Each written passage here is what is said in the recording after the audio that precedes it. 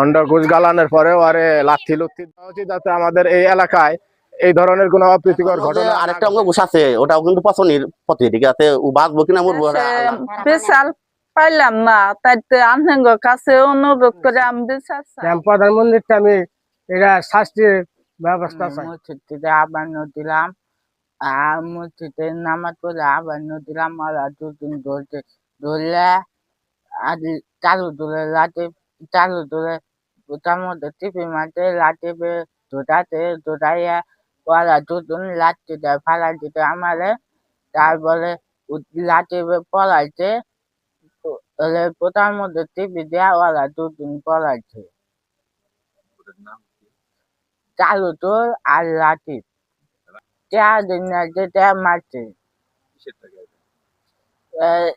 মদ চাপবো নামাজ পড়ে আবার নিছে তারিকুল আর হইলো আমরা যে রাকিব, ওরা টাকা চাইছাল, টাকা দেয় নাই কে, আমার পোলারে বুক সাফাইয়া মার দূর করছে।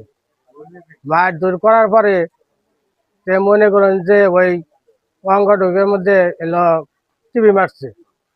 টিভি মারার পরে পরে কতদিন লোক, আমি গাড়ি ভাই আইতেছি, আমি এলো ভ্যান চালাই খাই, গাড়ি ভাই আবার একটা প্লানে শিকার করতেছে।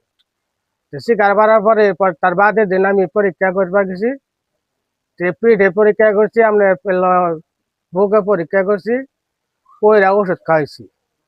ওষুধ খাওয়ার পরে মনে করেন যে আমরা যাইয়া কিছু ওই 20টা টিভি দিছাল, টিভি দেওয়ার পরে মনে করেন যে ওই 20টা একটু দমানো চাল। পরীক্ষা করে আমি ওষুধ খাওয়ানোর পরে আর দুইবারের একজনে মনে করেন যে ওই আমার পোলা দেখবানি গা হয় নাই, দেখবার আয় নাই গা। পরে পোলা হইলা টাপাটা ভেঙে লগা বাসাল নিয়ে গেছিলাম। বাসাল নেওয়ার পরে তারপর পরীক্ষায় ঠিক হয় না, পরে নিয়ে গেছিলাম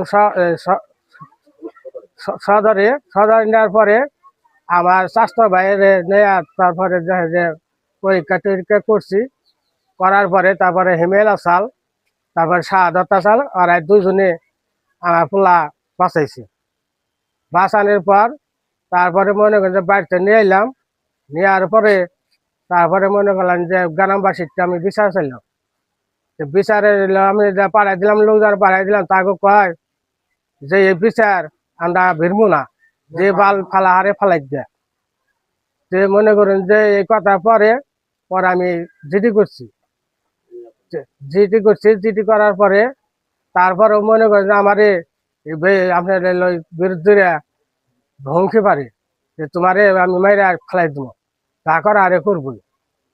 আর মনে করুন যে প্রধানমন্ত্রী আমি এইটা বিচার চাই, যে এইটা কোন ভাবে আমার বিচার করে দিবেন। আমার পোলার মসজিদ না বানাইছে, টেহা চাইছে, টেহা দেয় নাই দেখে আমার পোলার মাছ দূর করছে, ওলে ফুটা টিভি দিছে।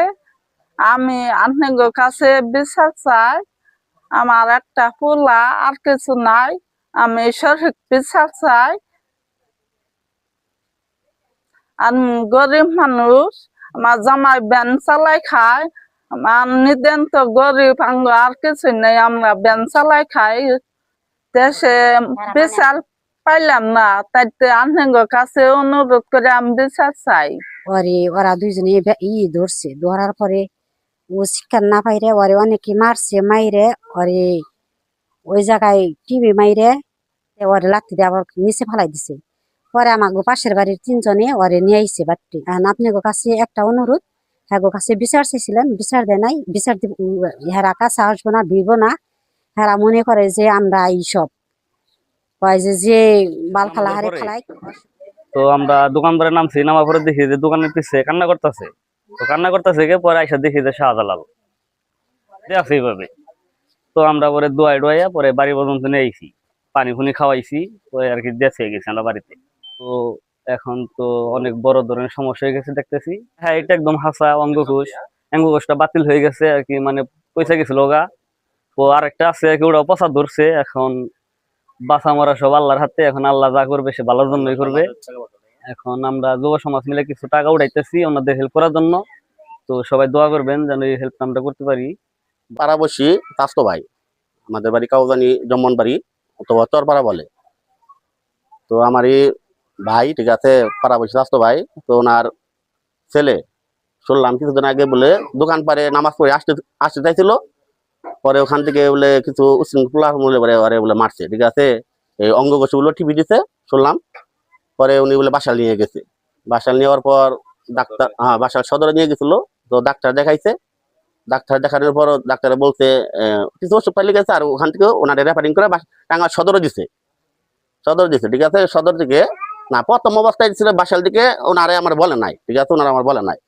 তো বাসার সদর দিকে ওনাদের রেফারিং করছে বলে ওনারা রেফারিং না শুনে পরে কোন ক্লিনিকে ওনাদের লোক আছে নিয়ে যায়, ঠিক আছে, চিকিৎসা করছে। ওনারা ওষুধ পাতি দিচ্ছে, ঠিক আছে। আর আসলে তো ওনারা অশিক্ষিত, বুঝতে পারে নাই, ঠিক আছে। অঙ্গঘোষ টিভি দিচ্ছে, ওনারা করছে পেটের আলতা। হ্যাঁ, পেটের আলতা করছে, ওটা মানে ওনারা ঘটনা ওইভাবে ওষুধ পাতি দিচ্ছে, ওটা দমন ধরা ছিল। হ্যাঁ, সরম বাবু দেখে ছেলেটাও বলে নাই, ঠিক আছে, সরম বাবু দেখে ছেলেটাও বলে নাই। পরে আমার একদিন বলতেছে, ওনার বউ ডাকতেছে, ভাই এটা শুনো। বললাম কি বলেন? আমার পোলার অবস্থা তো ভালো না। বললো কি হয়েছে? এই যে অমুকে অমুকে এই আমার ছেলের অঙ্গ বলছেন যে টিভি মারছিল, পরে ওইটা খুব ব্যথা করতেছে, মানে কুলাইতে পারতেছে না। পরে আমি রাত 9টার দিক দিয়ে আসছি দেখতে, পরে এসে দেখি এরকম খুলে গেছে, অনেকটুকু খুলে গেছে, ঠিক আছে। আমি দেখি তো মাথায় আমার মানে ইয়ে গেছে গা। পরে আমি বললাম ঠিক আছে ভাই, আমি এটার ব্যবস্থা করতেছি, আমি টাঙ্গাইল জানো, সকাল তোমরা বেরোবা। পরে আমি টাঙ্গাইল নিয়ে গেছি।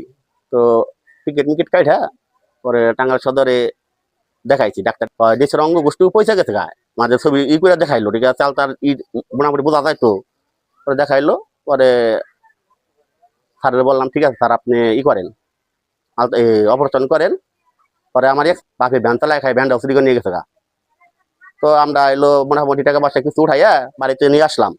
কিছু মুরব্বী আছে এলাকায়, চাচা চাচা আছে, ঠিক আছে, ওনাদের বললাম তাহলে থাকি খাবার এমনি না দেয়, তাহলে আপনারা এক কাজ করেন, এই এলাকায় সবার কাছে দেন। তো ওনারা সবাই মিলা ওনাদের কাছে গেছিল। তো ওনাদের রাত 12টা পর্যন্ত বোঝাইছে, ঠিক আছে।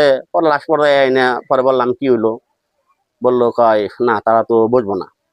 পরে ওনারা পারলো না। পরে উনি নিজেই দেয় নিয়ে, ঠিক আছে, বাসায় দেয় নিয়ে বলে জিটি করছে। হ্যাঁ, তদন্ত ছিল, সাড়ে তদন্ত করে গেছিল গা, ঠিক আছে। পরে আবার পরের দিন দেখা করতে কইছিল, সারা যুব সমাজ থেকে ওনার জন্য টাকা পয়সা উঠাইতেছে। এখনো যে আরেকটা অঙ্গ ঘুষ আছে, ওটাও কিন্তু পছন্দ শুনছি, আমি বাড়িতে ছিলাম না। তারপর কি জানেন বলেন? তারপর জানি যে ওটা হাসপাতাল নিচ্ছে, তার অপারেশন হয়েছে,